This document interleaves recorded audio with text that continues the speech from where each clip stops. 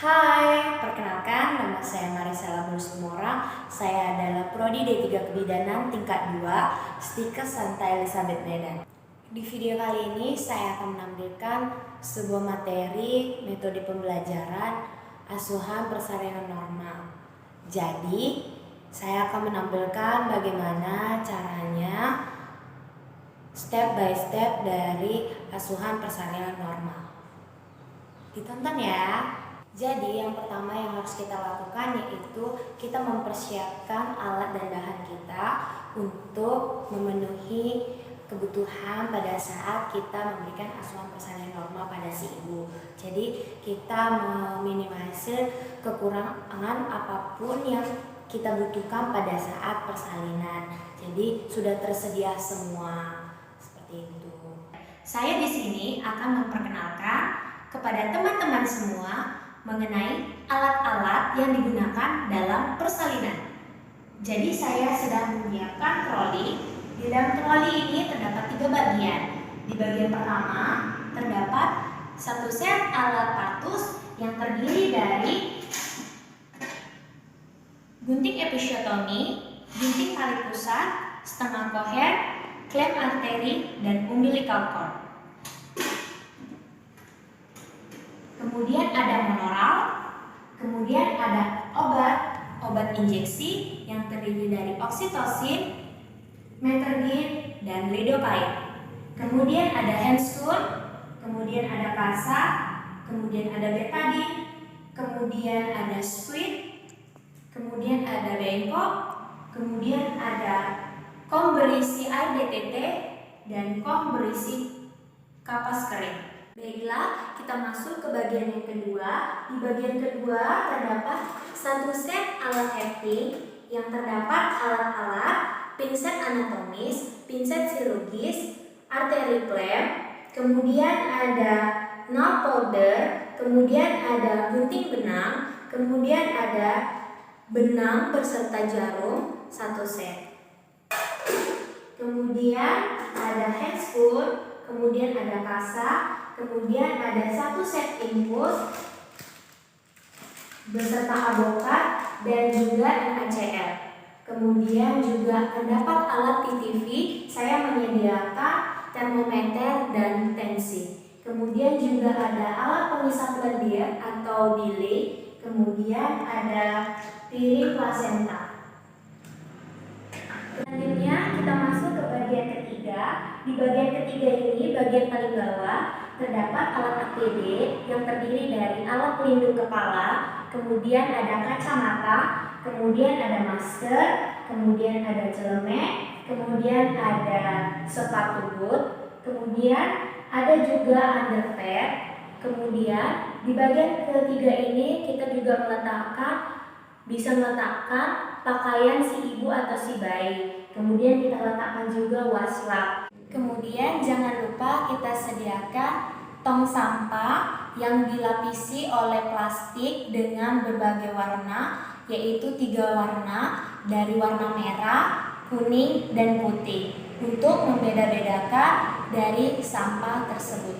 Setelah semua tersedia, yang selanjutnya kita lakukan yaitu memperhatikan si ibu apakah sudah benar-benar masuk dalam tahap kala 2. Jadi kita bisa mengobservasi sekalian memeriksa bagian dalam pada vulva si ibu. Tips mudah untuk mengetahui bagaimana perkembangan si ibu apakah sudah benar-benar masuk kala 2 itu bisa dengan sikatan. Jadi kita bisa mudah menghafal. Yang pertama yaitu doran, yaitu dorongan untuk mengedan, kemudian teknus, tekanan dari anus, kemudian parjol, perineum menonjol, kemudian vulva dan sphincter ani mulai membuka.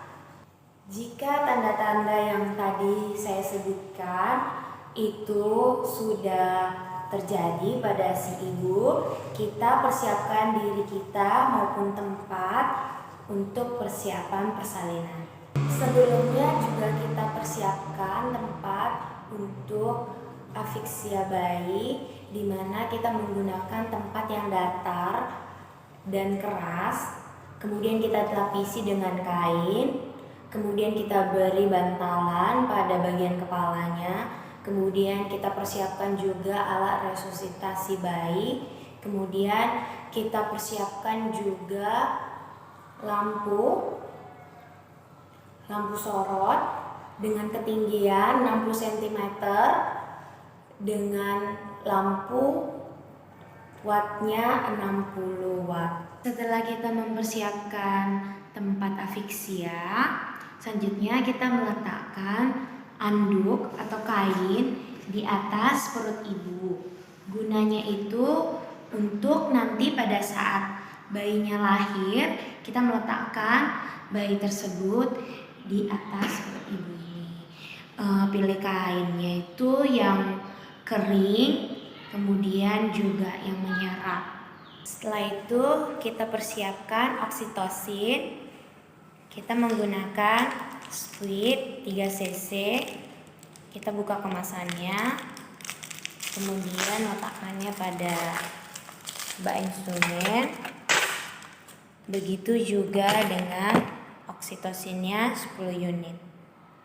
Lalu untuk persiapan penolong, kita menggunakan APD lengkap, di mana kita menggunakan penutup kepala, kemudian kacamata, masker, kemudian menggunakan celemek dan menggunakan sepatu. Jika kita menggunakan perhiasan, kita bisa melepaskannya.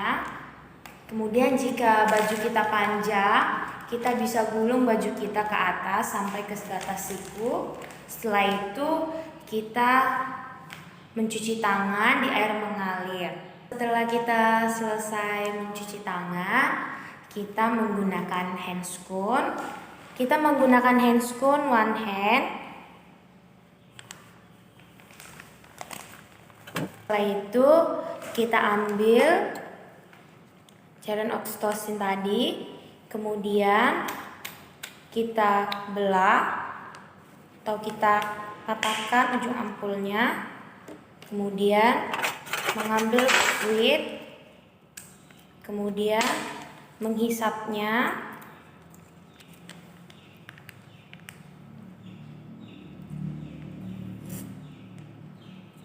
setelah itu kita tutup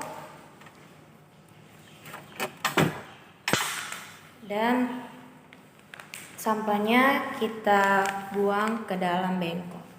Kemudian setelah itu kita siapkan alat-alat untuk pemeriksaan dalam. Jadi yang kita perlu gunakan itu nerbeken atau bengkok.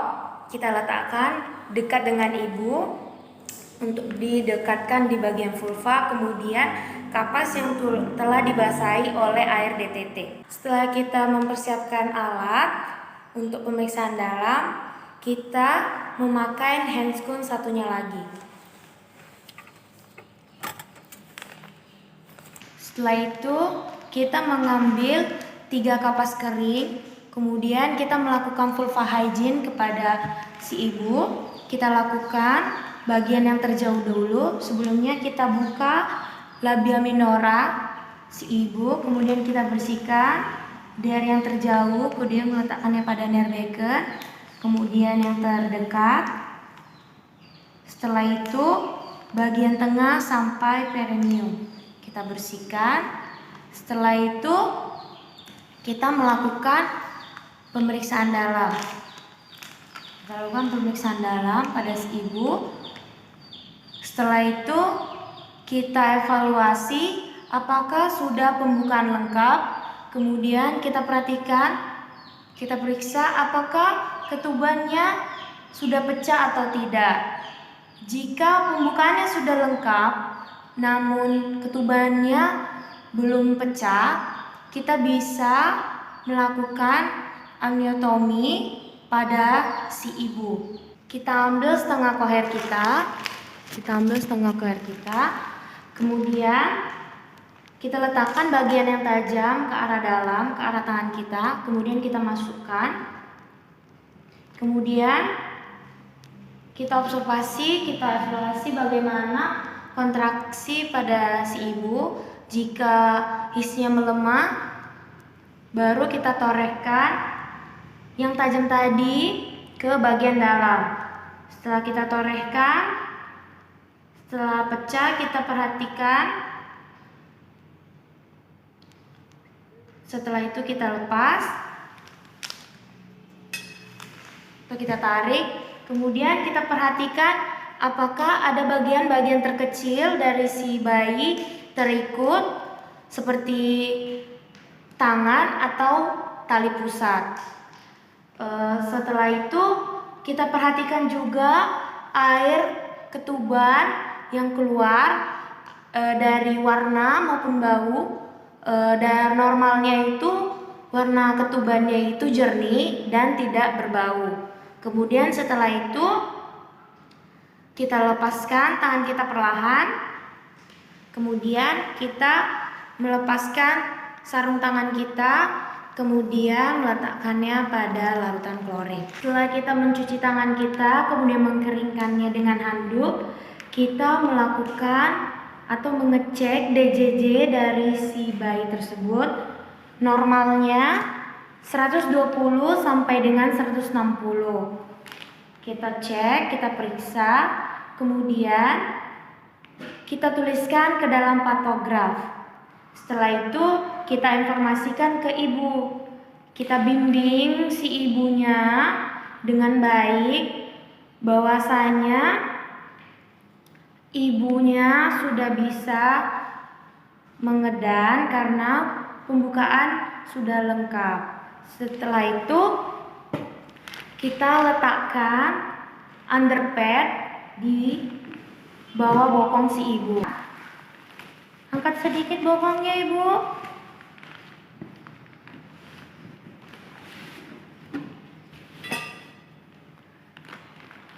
Setelah itu alat kita persiapkan partuset.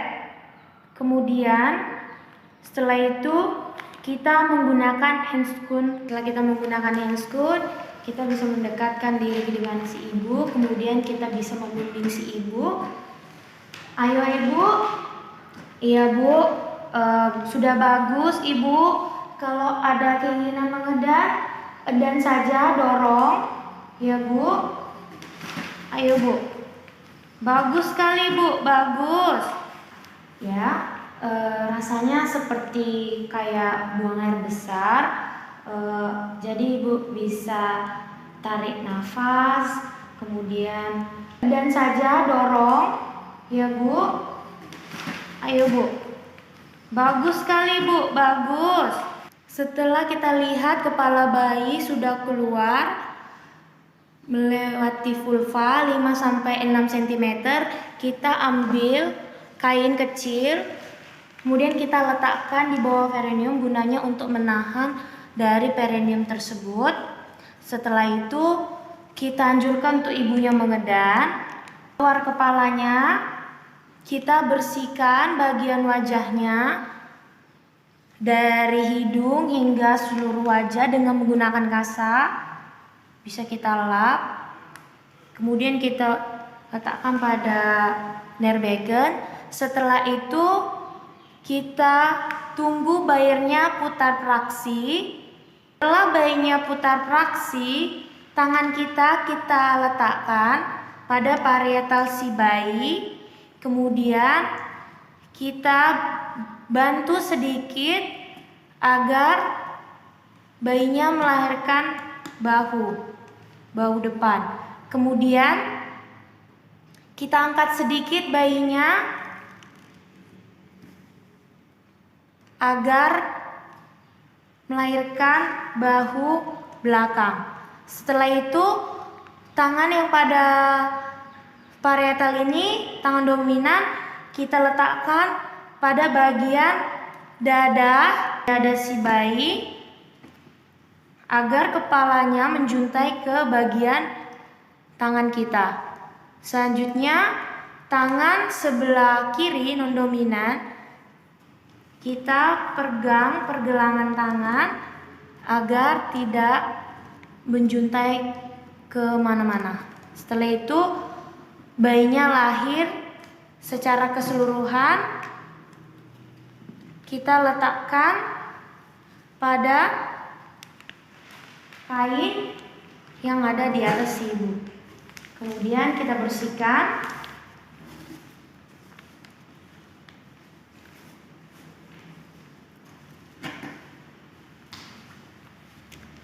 Kemudian kita ganti handuk jika handuk tersebut basah. Yaitu kita periksa uterus ibu apakah masih ada anak kedua atau tidak ada. Kita periksa, jika uterusnya setinggi pusat berarti tidak ada anak kedua. Jika tidak ada, sudah kita pastikan, kita suntikkan oksitosin 10 unit kepada ibu. Kita suntikkan pada bagian paha dengan penyuntikan IM. Maaf ya ibu, saya akan menyuntikkan oksitosin ini agar mempermudahkan kelahiran plasenta dari si ibu. Maaf ibu. Setelah itu kita jepit tali pusat dari si bayi, ambil arteri Claire, kemudian kita urut ke dalam, kemudian kita Claire, kemudian kita ambil satu lagi, kita urut ke bagian luar, kemudian kita Claire. Jaraknya kita beri 2 cm, 2 cm. Setelah itu kita lakukan pengguntingan. Setelah itu kita bisa mengambil umbilical cord, kemudian mengklemnya di bagian atas. Setelah itu kita bisa melakukan inisiasi menyusui dini pada si bayi. Kita letakkan bayinya di dada si ibu dan biarkan tangannya merenggang. Kemudian biarkan dia mencari puting si ibu. Kemudian kita suruh ibunya untuk memeluk si bayi. Ibu bisa peluk si bayinya ibu agar bayinya tetap merasa hangat.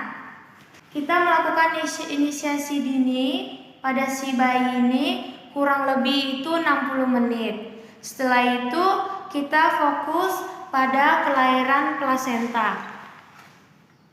Kita perhatikan dari tali pusatnya, jika memanjang seperti ini, kita bisa memindahkan klem 5 cm dari vulva. Kemudian setelah itu kita jepit dengan klem. Setelah itu kita bisa mempalpasi uterus si ibu. Kita palpasi. Jika terjadi hits atau tegangan, kita pindahkan tangan kita ini di atas simpisis ibu. Kemudian kita melakukan masase. Setelah itu kita regangkan tali pusat si bayi. Kita pasti akan merasakan adanya di bagian abdomen kalau plasentanya mau lahir. Kalau sudah nampak plasentanya di bagian introgius vagina, tangan dominan kita letakkan ke bawah gunanya untuk menampung plasenta tersebut. Kita letakkan pada piring plasenta.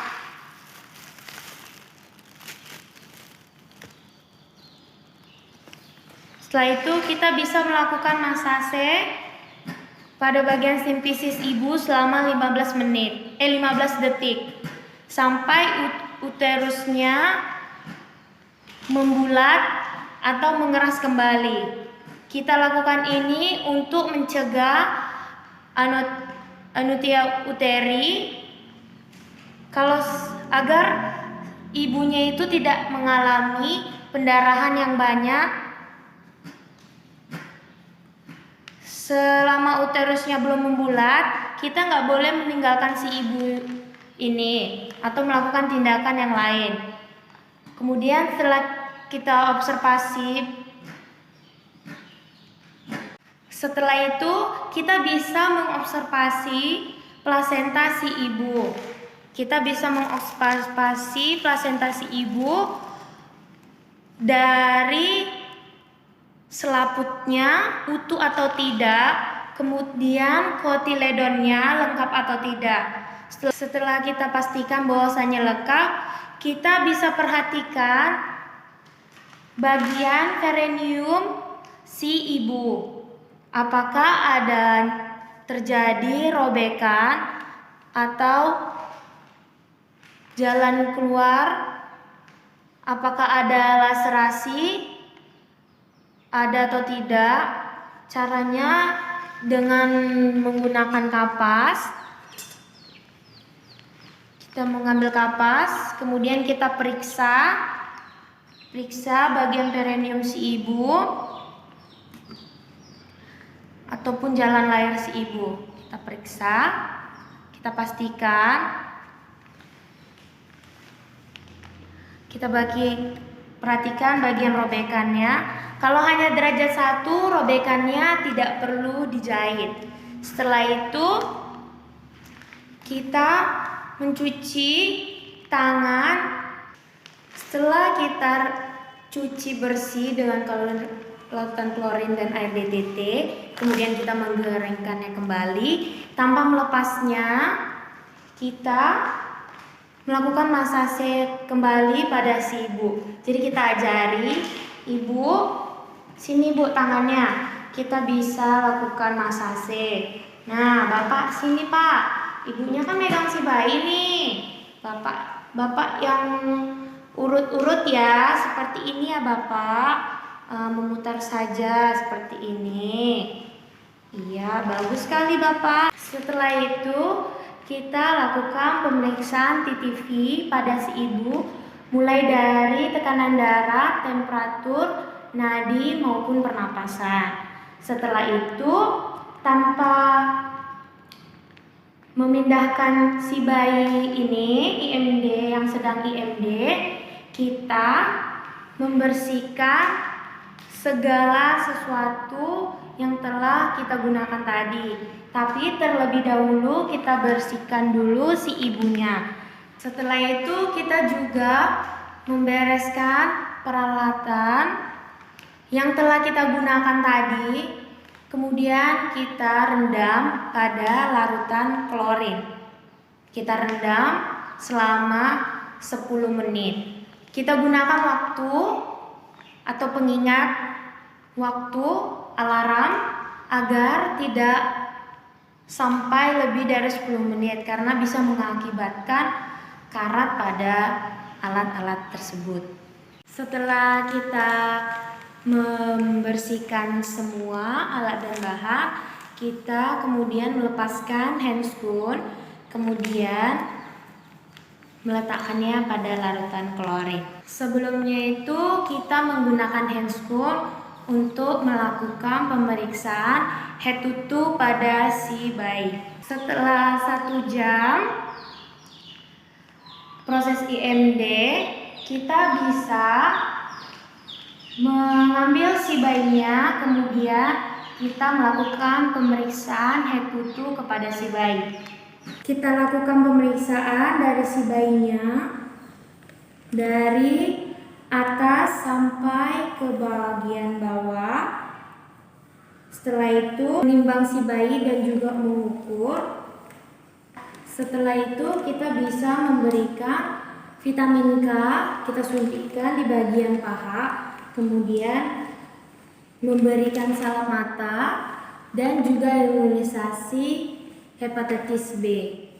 Setelah itu kita bisa melepaskan handscoon kita, kemudian meletakkannya pada larutan klorin.